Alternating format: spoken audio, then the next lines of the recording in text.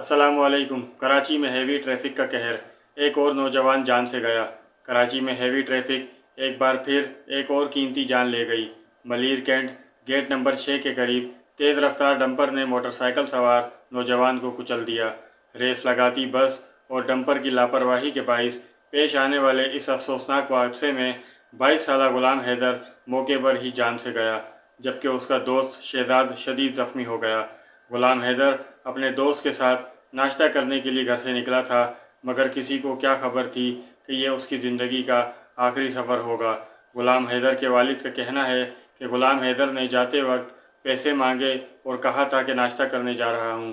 ہمیں نہیں معلوم تھا کہ چند لمحوں بعد یہ دلخراش خبر سننے کو ملے گی۔ حادثے کے دوران ڈمپر نے ایک آن لائن ٹیکسی کو بھی ٹکر ماری، تاہم گاڑی میں سوار خاندان معجزانہ طور پر محفوظ رہا۔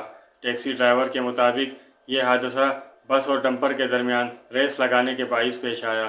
عینی شاہدین کا کہنا ہے کہ بس اور ڈمپر ایک دوسرے سے آگے نکلنے کی کوشش میں تھے، جس کے نتیجے میں یہ المناک حادثہ پیش آیا۔ حادثے کے بعد ڈمپر ڈرائیور موقع سے فرار ہو گیا، تاہم پولیس نے کلینر کو حراست میں لے کر ڈمپر کو اپنی تحویل میں لے لیا ہے۔